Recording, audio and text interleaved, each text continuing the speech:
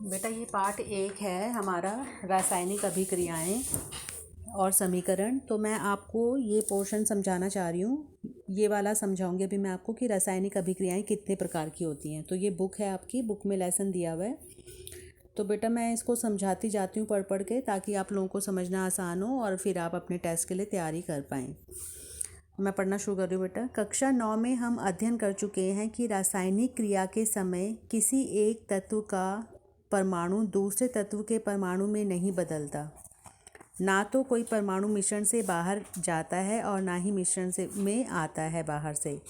वास्तव में किसी रासायनिक अभिक्रिया में परमाणुओं के आपसी आबंध के टूटने एवं जुड़ने से नए पदार्थों का निर्माण होता है। परमाणुओं के बीच विभिन्न प्रकार के आबंध के बारे में आप अध्याय 3 और 4 में अध्ययन करेंगे। देखो बेटा, इसमें इन्होंने बताया है कि अगर कोई भी रासायनिक अभिक्रिया हो रही है तो ऐसा नहीं होता कि कोई, जैसे मान लो अगर हम लिख रहे हैं कार्बन और ऑक्सीजन में अभिक्रिया हो रही है, ठीक है, तो क्या बनेगा? कार्बन डाइऑक्साइड बनेगा। ऐसा नहीं हो सकता कि यहाँ पर मैग्नीशियम ऑक्साइड बन जाए, ऐसा नहीं होगा। जो तत्व आपस में अभिक्रिया कर रहे हैं उन्हीं से ही उत्पाद बनेगा, कोई नया पदार्थ ना बाहर से आएगा। और ऐसा भी नहीं होगा कि कार्बन और ऑक्सीजन में रिएक्शन हो रही है तो हमारा ऑक्सीजन बच गया। ये कार्बन कहीं गायब भी नहीं होगा और कोई नई चीज़ भी नहीं आएगी। तो बेसिकली क्या होता है कि जो कोई भी रासायनिक अभिक्रिया होती है उसमें परमाणुओं के आपसी आबंध या तो टूटते हैं या जुड़ते हैं और नए पदार्थ का निर्माण होता है। तो चलो, सबसे मेन अब आ गया संयोजन अभिक्रिया। हमें रासायनिक अभिक्रियाओं के प्रकार करने हैं, तो सबसे पहले है संयोजन अभिक्रिया। तो यहाँ पर इन्होंने आपको एक एक्टिविटी दी हुई है कि एक बीकर में थोड़ा सा कैल्शियम ऑक्साइड लेंगे, ठीक है, calcium oxide CaO, calcium oxide होता है CaO, उसको हमने लिया। अब इसमें धीरे धीरे जल मिलाएं। एक बीकर में मान लो मैंने कैल्शियम ऑक्साइड डाल दिया, अब इसमें पानी मिलाएंगे हम धीरे धीरे। अब बीकर को स्पर्श करें, इस बीकर को टच करोगे, क्या इसके ताप में कोई परिवर्तन हुआ? तो बेटा जब हम बीकर में ये डालते हैं तो आप देखोगे कि बुलबुले उठने लग जाते हैं और ये जो बर्तन है वो गर्म होने लग जाता है, ठीक है। तो इसको भी देखते हैं दोबारा। तो कैल्शियम ऑक्साइड, जब हमने ये एक्टिविटी की तो क्या हुआ? Calcium oxide CaO, calcium oxide होता है CaO, जब उसको जल के साथ मिलाया तो उसमें बहुत तेज़ी से अभिक्रिया होती है और जो बुझा हुआ चूना है कैल्शियम हाइड्रोक्साइड का निर्माण होता है, ठीक है, और अधिक मात्रा में ऊर्जा उत्पन्न होती है। तो कैल्शियम ऑक्साइड जो है बेटा, जो यहाँ पर इन्होंने रिएक्शन लिखी हुई है, मैं यहाँ पे भी आपको लिख के बता देती हूँ। कैल्शियम ऑक्साइड, इसको बिना बुझा हुआ चूना भी कहते हैं। जब इसमें पानी मिलाते हैं तो क्या बनता है? Calcium hydroxide CaOH2। आपको ये फार्मूले याद होने चाहिए बेटा, तभी आप ये लेसन कर पाएंगे, ठीक है। इसको बोलते हैं बुझा हुआ चूना, इसको CaOH2, और प्लस साथ में निकलती है ऊष्मा, हीट। तो इस अभिक्रिया में क्या हुआ बेटा? जब हम रासायनिक अभिक्रिया करते हैं तो ये जैसे ये दो चीज़ें ये उल्टे हाथ की तरफ हैं और ये बीच में निशान है एरो का, और ये दो चीज़ें सीधे हाथ की तरफ हैं। तो जो उल्टे हाथ की तरफ होती हैं, लेफ्ट हैंड साइड, उन्हें बोलते हैं अभिकारक। अभिकारक। तो इस वाली रिएक्शन में अभिकारक कौन कौन से हैं? कैल्शियम ऑक्साइड और पानी, ठीक है। और जो बाद में बनता है, जो सीधे हाथ को होता है, उसे बोलते हैं उत्पाद, मतलब प्रोडक्ट। उल्टे हाथ को होते हैं रिएक्टेंट, सीधे हाथ को होते हैं प्रोडक्ट। तो बेटा इस इक्वेशन में देखो, कैल्शियम ऑक्साइड और पानी ये दोनों आपस में मिल रहे हैं और बन रहा है कैल्शियम हाइड्रोक्साइड। दो अभिकारक आपस में मिले हैं, ठीक है, और बना क्या है? सिर्फ एक। ऊष्मा तो निकल गई, कोई नई चीज़, मतलब जो एक नई चीज़ बनी है वो कैल्शियम हाइड्रोक्साइड बना है। तो ऐसी अभिक्रिया जिसमें दो या दो से अधिक अभिकारक मिलकर एकल उत्पाद का निर्माण करते हैं, मतलब एक अकेला उत्पाद बनाते हैं, इनको बोलते हैं संयोजन अभिक्रिया। संयोजन का मतलब होता है जुड़ना, ठीक है। तो दो या दो से ज़्यादा मिलकर जब एक चीज़ बनाते हैं तो उसे संयोजन अभिक्रिया कहते हैं। अब ये जो आपको बॉक्स में दिया हुआ है ये बहुत इंपॉर्टेंट है। जानने वाली चीज़ है इसमें। देखो क्या है, ऊपर की अभिक्रिया में निर्मित बुझे हुए चूने के, आपको याद रखना कैल्शियम ऑक्साइड बिना बुझा हुआ चूना है और कैल्शियम हाइड्रोक्साइड बुझा हुआ चूना है।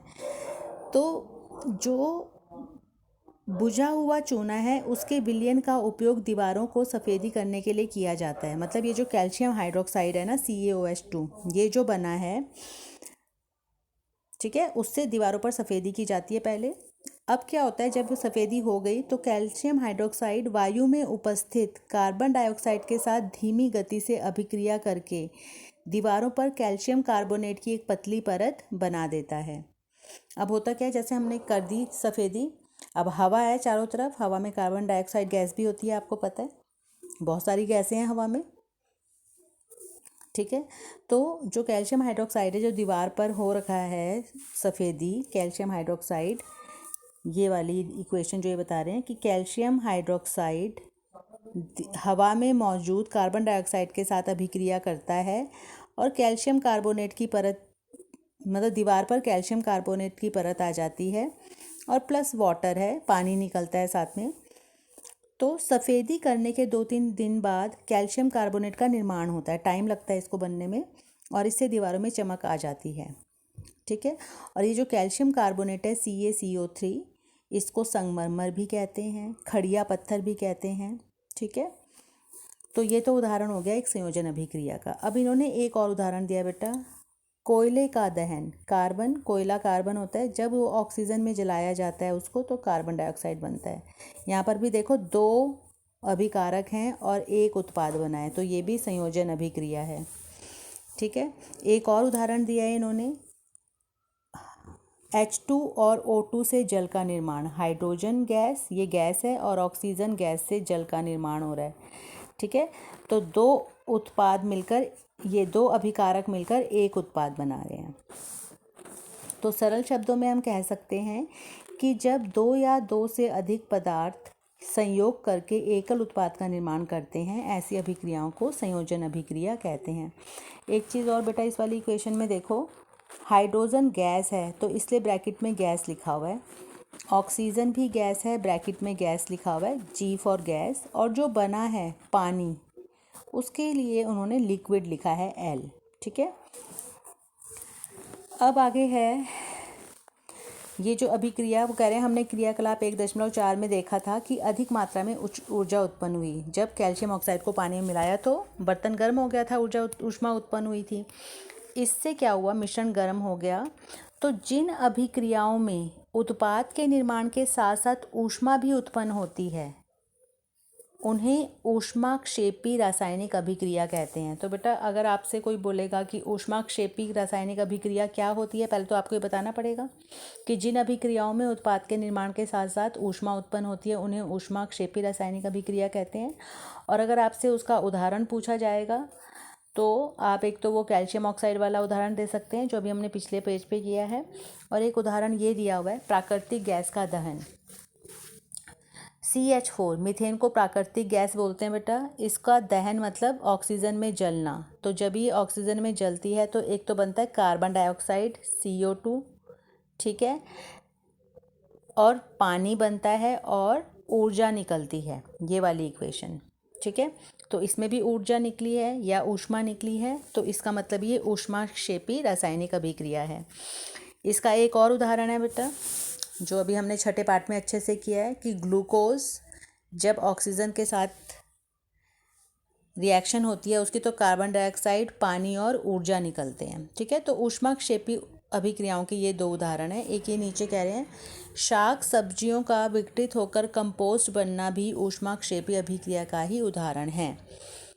शाक सब्जियां, जो वनस्पति, ये छिलके विलके सब्जियां खराब हो जाती हैं, उनसे जब कंपोस्ट, जब खाद बनाई जाती है तो उसमें भी ऊष्मा निकलती है, ठीक है। तो आपको ये संयोजन अभिक्रिया अच्छे से आ गई होगी।